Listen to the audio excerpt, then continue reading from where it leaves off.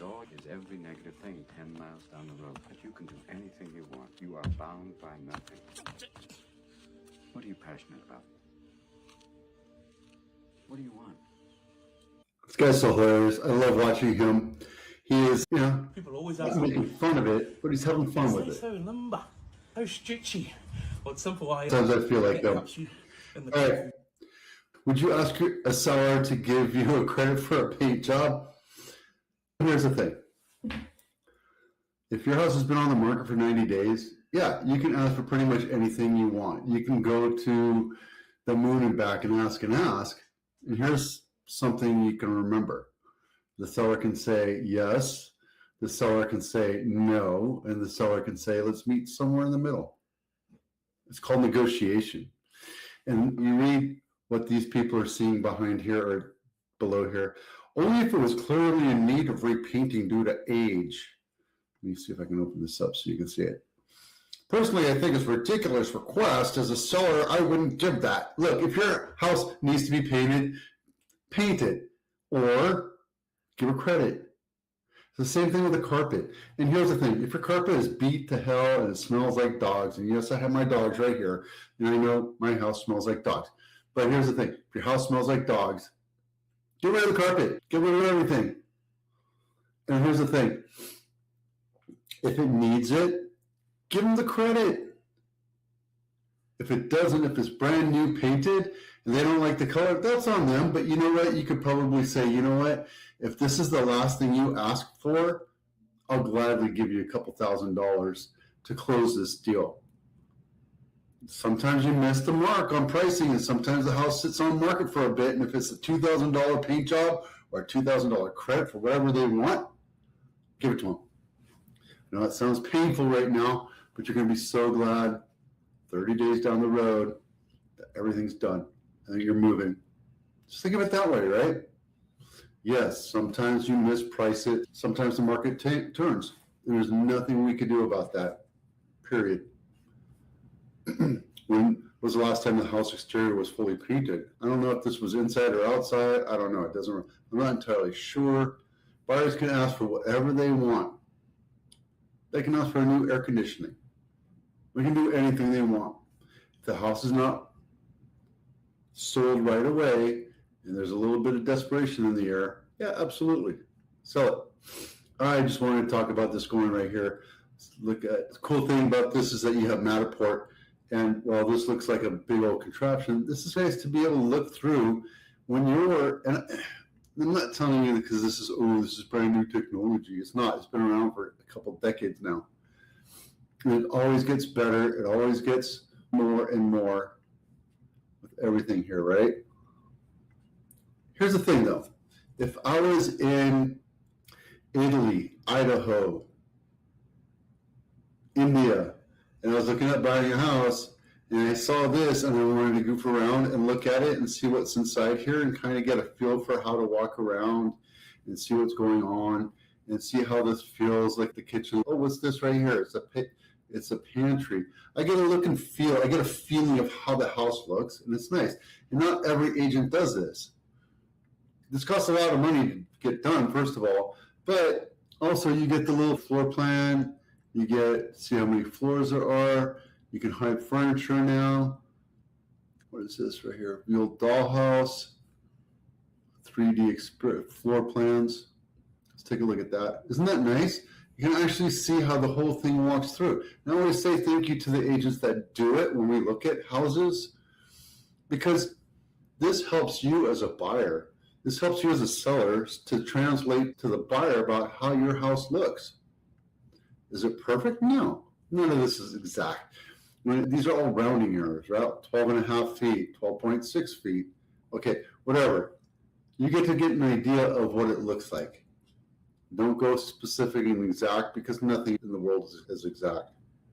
Okay, what is this? 90 days on market. This is Camino Verde Drive.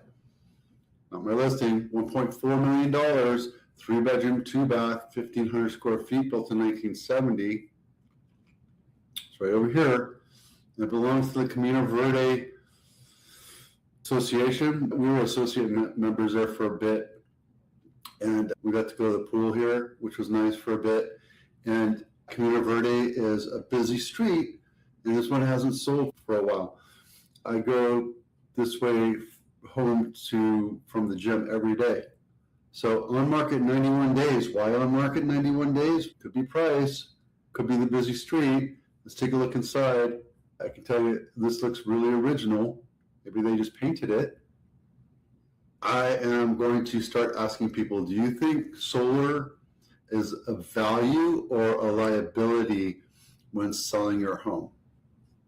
Because I have solar on my house and it's leased, and I think it's something that's a liability. It's a pain in the ass because some people just don't want it. Pretty enough house, but it just looks basic, right? There's not a whole lot of pizzazz to it. I have friends that live in this neighborhood and they have this floor plan. I know it very well. Oh, they filled in this. That's nice. That's a really nice setup there. All right, so there you go. And then distressed house of the week. This is Mackay Drive. Let's see, I picked this one because it looks like that. And I feel like I've been through this house before. But let's see. $1.8 million, 3-bedroom, 2-bath, $1.4 million, or 1,400 square feet, built in 1950. Let's see if we can get a decent look on the outside. Here's the thing. Remember I'm telling you floor plans are really important? It is, because these are pictures. This looks like it's a magazine, a picture of a magazine. Whoa, big deal, right? It's nice. You don't get to see what the look and feel is of the house until you actually don't do fancy pictures like that. That doesn't help anybody. That doesn't do anything for anybody. Oh, look. So maybe they flipped this one, but it's also bank owned. So it's distressed for sure. God, why would you do that? Why would you do that? I know it's the bokeh effect. I get it, but not for house pictures. It looks stupid. Sorry. Oh, we take really good pictures because I learned how to do bokeh effect in my photography class. Now, get a basic floor plan. And if you have Matterport, great. Then let's use that. But stop doing the fancy pictures. Tell you what. Okay, and then everything else. We're in the middle of June. Told you the market would start slowing down, and it has. Look, we've had 70 houses out of last couple of weeks. We've gotten 90 to 100 homes per week in San Jose. We're down to 70. Break that down for you so you see that. We closed 81 last week. That's down considerably. It hasn't been like that since May, since the start of the thing. And look, we have 1,400 homes for sale in Santa Clara County. We need to be at about 2,000 to be balanced market. We're not going to get there. We're not going to get there at all. 738 or 38 homes for sale in San Jose. We're getting close to a balanced market, but I can tell you things are going to start slowing down until rates come down. It's just the way it is. I don't know what else to tell you that. It is what it is. The market's slow because the war, economy, high rates, we don't know, job insecurity. So those are the four main factors. What other factors do you think that are out there? Houses are still selling, but I bet you that they're deals. There's going to be houses that are on the west side, Cupertino, Palo Alto, that still sell for really well because people there are not affected by jobs or job security or the economy. Over there, they can buy a $10 million house and not even think about it. They can buy it $3 million because it makes sense. But for those people on this side of 17 and 87, we're going to be struggling for a bit.